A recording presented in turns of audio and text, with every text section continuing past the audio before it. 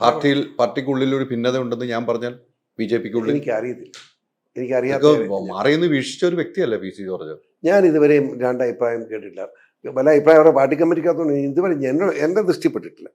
എനിക്കറിയത്തില്ല. മിടുക്കനാണ് PC. ഞാൻ മിടുക്കനാണെന്ന് ഇപ്പോഴാണോ അറിയുന്നത്? അത് കൊള്ളാമല്ലോ. എന്ത് പറഞ്ഞാൽ എന്ത് ചോദിച്ചാലും ഒന്നും തൊടാതെ പറയാനും പഠിച്ചു, അല്ലെങ്കിൽ മുഖത്ത് നോക്കി പറയാനും പഠിച്ച ആളാണ് PC എന്ന് എനിക്ക് അറിയാമായിരുന്നു. പക്ഷെ ഇതെല്ലാം മാറിയെന്ന് വീക്ഷിച്ച ഒരു വ്യക്തിയാണ്. എന്നിട്ടും PC ഇപ്പോൾ BJPയിലേക്ക് ചേക്കേറിയപ്പോൾ ഒന്നും പറയാതെ ഒഴിഞ്ഞു പോകുന്നത്. പക്ഷെ PC പറയും. ഞാൻ പറയുമെന്ന് പറഞ്ഞാൽ ഒരു കാരണവശാലും പറയേണ്ടതല്ലാതെ പറയില്ല. പറയേണ്ടത് പറയും. ഈ പാർട്ടിയുടെ ഒരു സഹയാത്രികനായിട്ട് നിന്ന് എൻ്റെ കൂടെ നിന്ന് മറ്റുള്ളവരെ പറയുന്നത് കേട്ട് നിൽക്കാനാണ് PC ഇപ്പോൾ വന്നിരിക്കുന്നത് BJPയിൽ.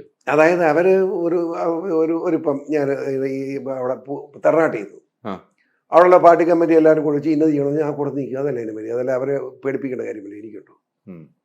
പിന്നെ അവർ ഒരു കാര്യം പറഞ്ഞാൽ തെറ്റാണ്, ഞാൻ അവരെ പറഞ്ഞ് മനസ്സിലാക്കാം, മക്കളെ അതല്ലേ ശരി, ഇതല്ലേ. അപ്പോൾ അവരെ കൂടെ അനുവാദത്തോടെ ശരിയേ ചെയ്യുള്ളൂ, ഒരു സംശയം വേണ്ട. ഒരു മാറ്റമില്ല. KC വേണുഗോപാലിനെ കുറിച്ചുള്ള അഭിപ്രായം എന്താണ്? റിസർവ് ചെയ്യാണ്. ഞാൻ വേണുഗോപാലിനെ പറ്റി ഞാൻ ഇപ്പോൾ ഒത്തിരി നാളായി സംസാരിച്ച്, ഫോണിൽ പോലും മിണ്ടാറില്ല. പക്ഷേ എൻ്റെ അടുത്ത ഇഷ്ടക്കാരനാണ്. അതുകൊണ്ട് ഒരു എല്ലാം തികഞ്ഞവനൊന്നുമല്ല, പക്ഷെ നല്ല സ്നേഹമുള്ളവന്.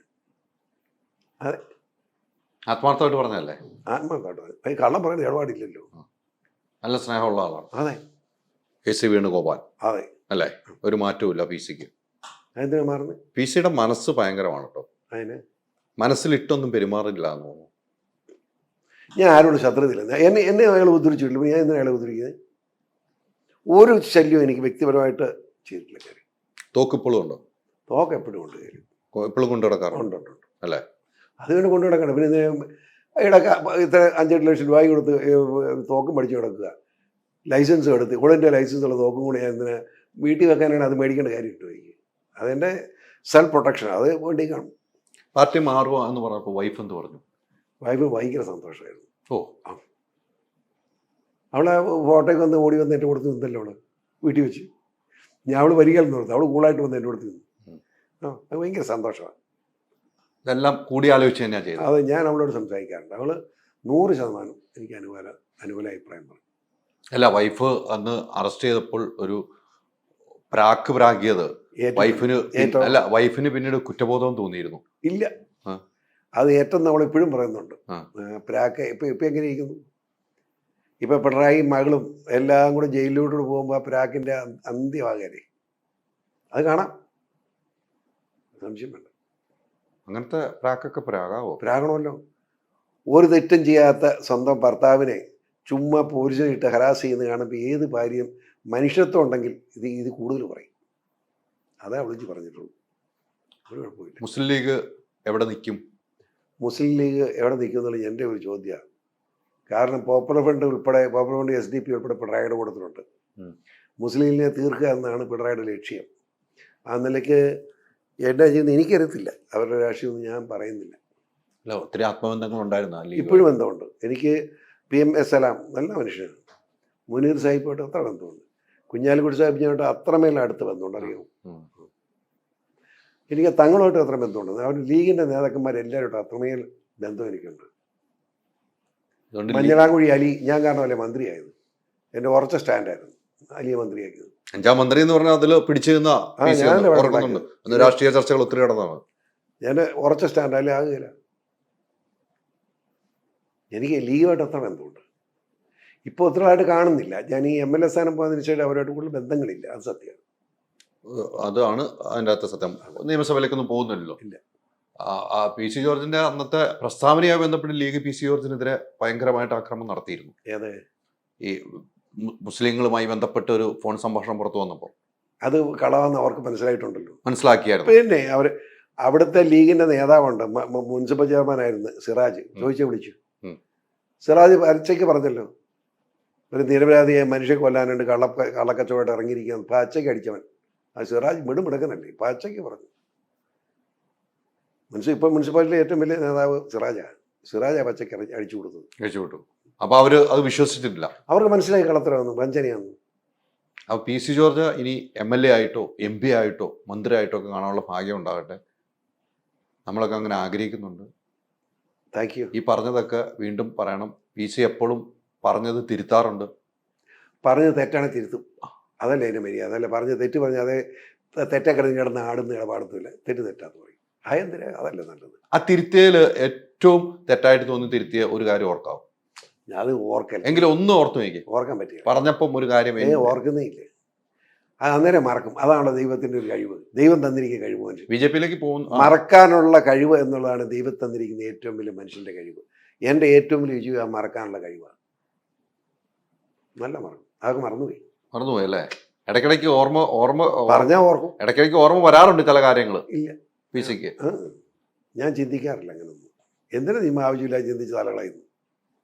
PC ഏറ്റവും കൂടുതൽ സ്നേഹിക്കുന്ന സ്ത്രീകളാണോ പുരുഷന്മാരാണോ? സ്ത്രീകളാണ്.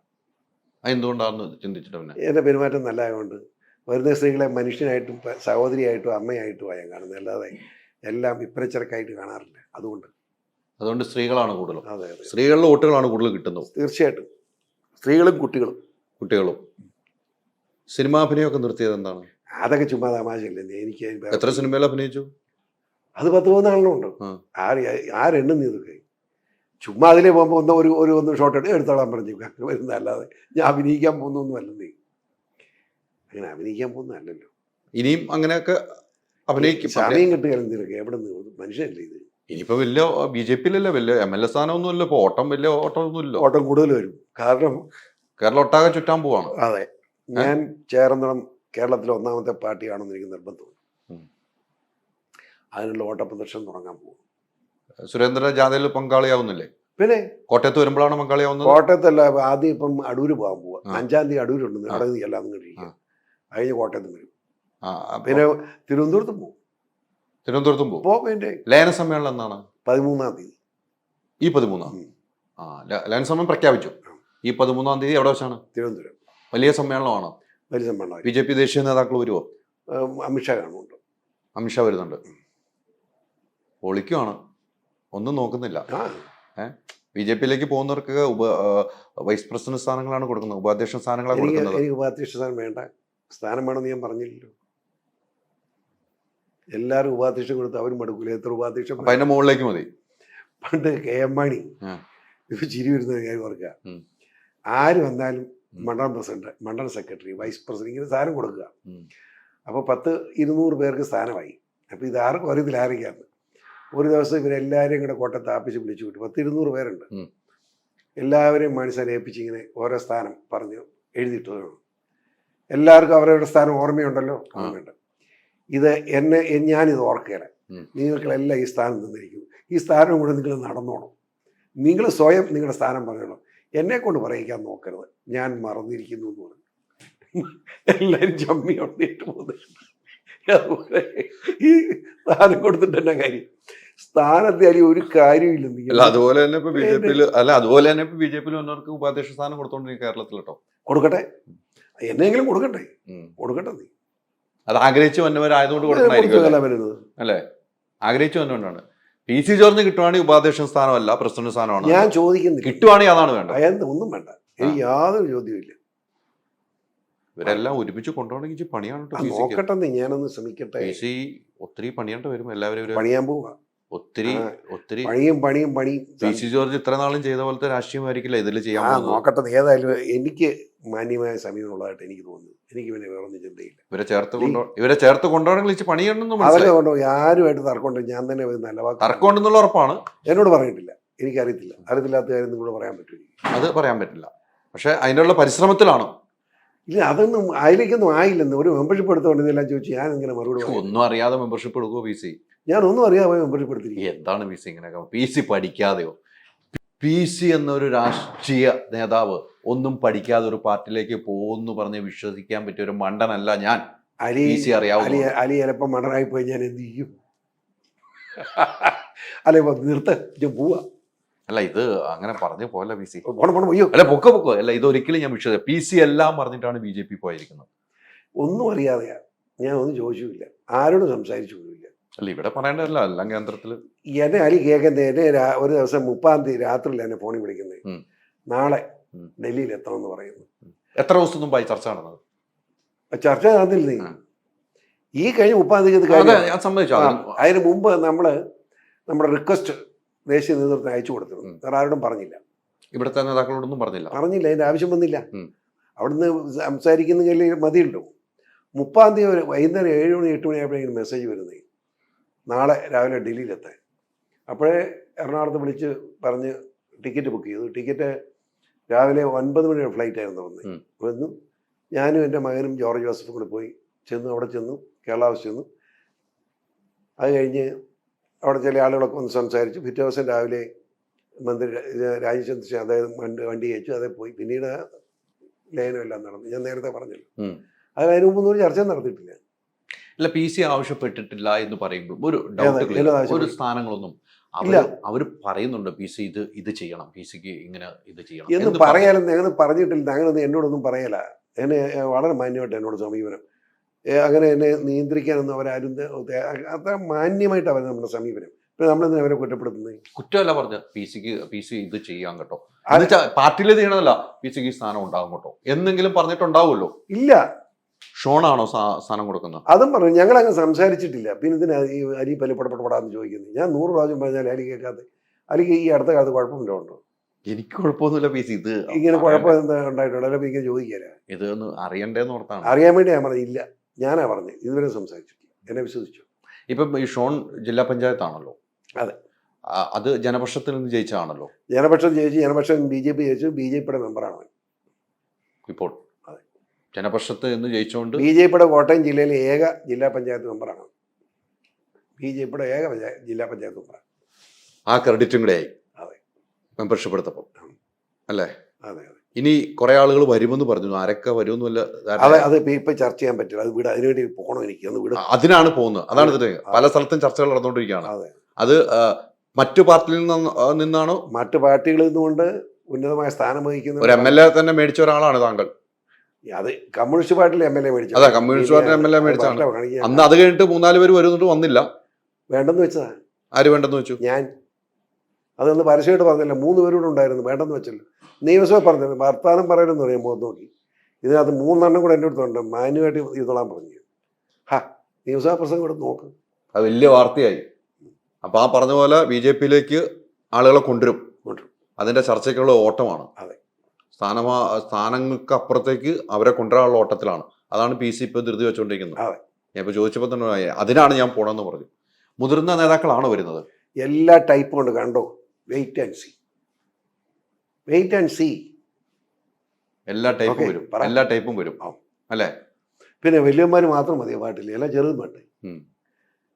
വോട്ട് എല്ലാവരും ഒന്നല്ലേ എൻ്റെ പൊന്നു സഹോദര? അതെ അതെ. വലിയവന് വോട്ടിന് 5 വോട്ടും ചെറിയവന് 1 വോട്ടും അങ്ങനെ ഉണ്ടോ? എല്ലാ വോട്ടും ഒരു വരിക അല്ലേ? അപ്പൊ അങ്ങനെ കൊണ്ടുവരും. PC അത് ഏൽപ്പിച്ചിട്ടുണ്ട് പാർട്ടി. ഏൽപ്പിച്ചതല്ല, ഞാൻ ഏൽക്കുക. അത് പറഞ്ഞിട്ടുണ്ട് അവിടെ ദേശീയ നേതൃത്വം. അത് ആരോടും പറഞ്ഞിട്ടില്ല. ഞാൻ ആരാന്ന് അവർക്കറിയാം. പിന്നെ ഞാൻ പറയേണ്ട കാര്യം അത് തീർച്ചയായിട്ടും. PC ആരാന്ന് ദേശീയ നേതൃത്വം അറിഞ്ഞ് തന്നെ PCനെ എടുത്തിരിക്കുന്നത്. ഒരു നടക്കൊന്നും പോകില്ല എന്ന് അവർക്കറിയാം. PC ഒരു നടക്കൊന്നും പോകില്ല എന്ന് അവർക്കറിയാം അല്ലേ? PC ഒരു നടക്ക് പോകുന്ന ആളല്ല എന്ന് അവർക്കറിയില്ല. PC ഇല്ലേ? ഇതൊന്നും മറുപടിയില്ല. ഈവൻ ഭേദവാദികൾ മോശമായിട്ടുണ്ട്. അല്ല, മൗനം സമ്മതമാണ് PC. ഞാൻ ഇതൊന്നും ചിലതിന് ആവശ്യമില്ലാതെ വർത്തമാനം എന്തിനാ നമ്മൾ മോശമാക്കാരനാക്കുന്നത്? അലിയോട് പഴയ സ്വഭാവത്തിനായിട്ട് തന്തയ്ക്ക് പറയാൻ സമയം കഴിഞ്ഞു. ഞാൻ പഴയ സ്വഭാവം മാറിയതുകൊണ്ടാണ് അലിയോട് ചീത്ത പറയാത്ത. മനസ്സിലായില്ല? ഇപ്പൊ അതൊക്കെ നിർത്തി ഞാൻ. അതുകൊണ്ട് ഇപ്പൊ അലിയോട് ഒരു സ്നേഹം. നല്ല പിള്ളയായി അല്ലേ? പ്രായം കൂടുന്നത് നമ്മൾ മാറണ്ടേ? പ്രായം കൂടുന്നതിനും പക്വത കൂടി അത് നല്ല പിള്ളയായി. അപ്പൊ അതുകൊണ്ടാണ് ഇങ്ങനെയൊക്കെ അടങ്ങി ഒതുങ്ങി അല്ലേ? ഇനിയുള്ള യാത്രയും അടങ്ങി ഒതുങ്ങിയായിരിക്കും.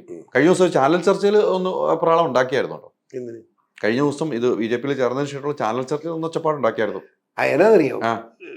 എന്നാ മിണ്ടിയാലോ മണിപ്പൂർ എന്നാ ആരെണ്ണം പറഞ്ഞതാണ്. മണിപ്പൂറൊക്കെ എന്നാന്ന് എനിക്കറിയാമല്ലോ. ചുമ്മാ മണിപ്പൂർ പറയുന്ന കാര്യമുണ്ടോ? അതുകൊണ്ടാണ് പറഞ്ഞത്. അതാ ഞാനും ചോദിച്ചത്.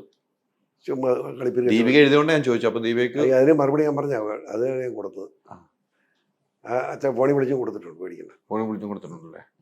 അപ്പൊ എല്ലാവരെയും നിയന്ത്രിക്കാൻ തീരുമാനിച്ചു. വലിയ വലിയ നേതാക്കളെയും ചെറിയ ചെറിയ നേതാക്കളെയും ഈ BJPയിലേക്ക് കൊണ്ടുവരാനുള്ള ചുമതലയോടുകൂടിയാണ് ഡൽഹിയിൽ നിന്ന് തിരിച്ചെത്തിയിരിക്കുന്നത്. സ്ഥാനം ഒന്നും വേണ്ടെങ്കിലും തരുന്ന സ്ഥാനങ്ങൾ കൊണ്ട് തൃപ്തിപ്പെടാൻ PC ഒരുക്കമാണ്. PC മെരുങ്ങിയാൽ മെരുങ്ങുന്ന ഒരു ആനയല്ല എന്ന് ദേശീയ നേതൃത്വത്തിന് അറിയാം എന്ന് വിശ്വാസത്തോടുകൂടി നമുക്ക് വൈൻഡപ്പ് ചെയ്യാം. Okay, thank you.